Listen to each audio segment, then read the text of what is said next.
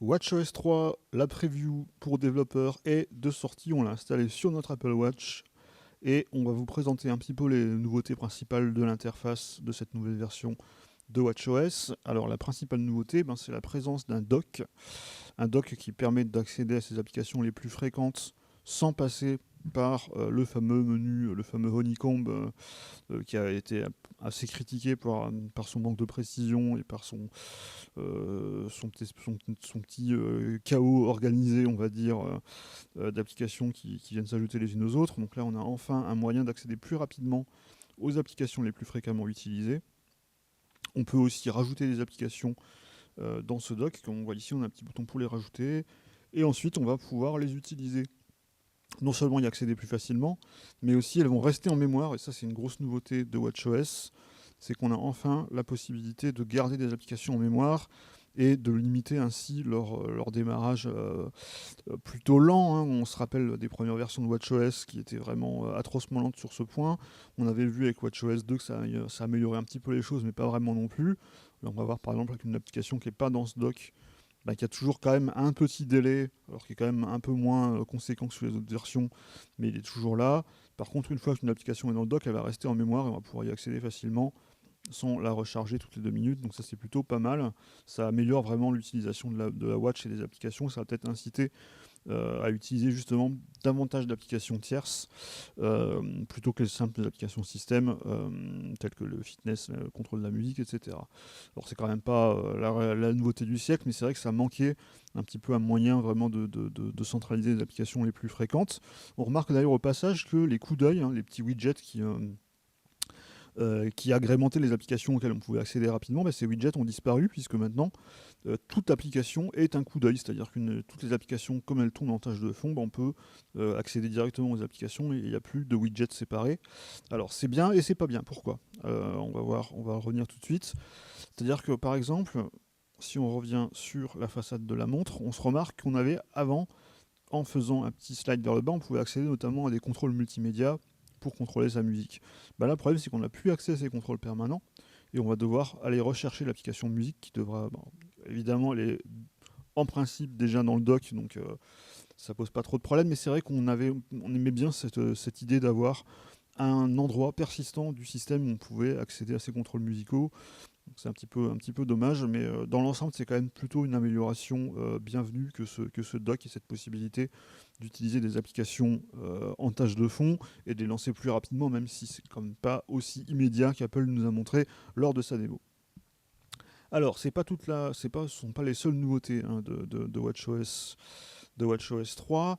On a aussi des nouveautés sur les façades de montres, puisqu'on peut désormais passer plus rapidement d'une façade à l'autre. On peut désormais balayer entre les façades. Alors, c'est pas facile de le faire comme ça quand la montre n'est pas au poignet, parce que ça utilise un petit peu le Force Touch. Voilà, donc on peut basculer d'une façade à l'autre comme ça. On a également quelques nouvelles façades. Alors, on a malheureusement toujours pas il y a toujours deux choses qui manquent à l'appel. D'une part, on n'a toujours pas la possibilité d'installer des façades personnalisées. On a des nouvelles façades. On va les voir tout de suite, mais on n'a pas non plus de possibilité d'afficher l'heure en permanence, c'est-à-dire qu'il y a toujours un petit délai. Au bout de quelques secondes, l'écran s'éteint. On n'a que deux paramètres deux réglages pour ce délai, mais on aimerait quand même pouvoir, à l'image de la plupart des montres Android maintenant, pouvoir afficher l'heure en permanence, surtout qu'on a aussi on a sur l'Apple Watch également un écran AMOLED, donc on devrait pouvoir l'utiliser sans trop avoir de conséquences sur la batterie. C'est pas vraiment le cas encore et malheureusement ça manque vraiment parce qu'on aura toujours besoin de lever le poignet pour afficher l'heure. Alors c'est relativement fiable mais pas 100% non plus, donc ça c'est quand même un petit peu dommage.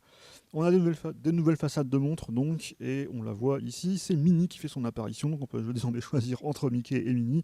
Ça peut paraître superficiel et ça l'est probablement, mais on a également deux nouvelles façades liées aux activités, aux activités fitness. Donc on a une façade analogique et une façade numérique, selon sa préférence. C'est quelque chose que Google proposait déjà sur Android Wear, mais il y avait des façades Google Fit. On a désormais cette possibilité également dans WatchOS d'avoir une façade dédiée au fitness avec directement ces fameux cercles d'activité qui s'affichent sans avoir à aller dans l'application. On a aussi quelques petites nouveautés enfin dans l'application de messagerie.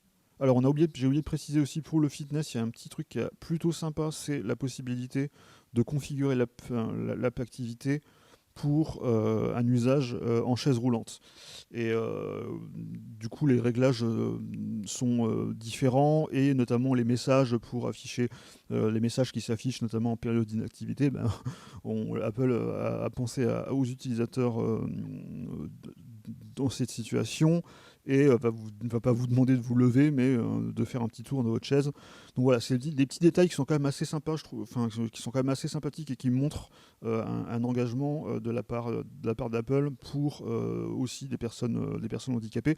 C'est quand même bien de penser à ces gens, et de leur proposer un produit qui s'adapte également à leur usage spécifique.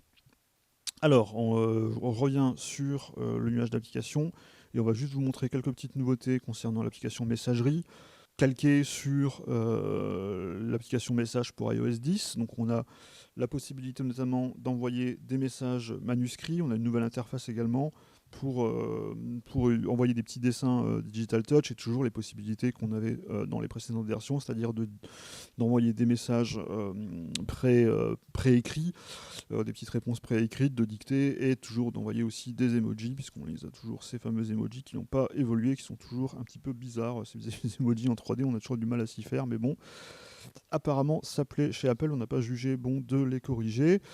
Voilà ce qu'on peut dire au niveau de l'application message. Et on voit ici une petite nouveauté, c'est l'application rappel, parce que les rappels, on avait déjà les rappels sur iOS, on les avait pas encore sur WatchOS, ce qui est assez étrange d'ailleurs, puisque c'est quand même une fonctionnalité qu'on s'attend à retrouver sur sa montre. Ils sont enfin arrivés sur WatchOS. Et également l'application domicile, puisqu'on a l'application domicile ou Home sur iOS, qui permet de contrôler tous ces périphériques avec HomeKit. L'application a également un pendant pour WatchOS, donc avec une petite interface qui va vous permettre d'allumer vos lumières, de régler votre thermostat, et de régler vraiment à distance toutes les applications, tous les appareils compatibles HomeKit. Ils ne sont pas encore très très nombreux, mais on espère que ça va décoller maintenant. Donc voilà ce qu'on peut dire au niveau de WatchOS 3. Certains disent que c'est vraiment une révolution qui relance complètement l'intérêt de l'Apple Watch. Moi, je suis quand même pas très très convaincu.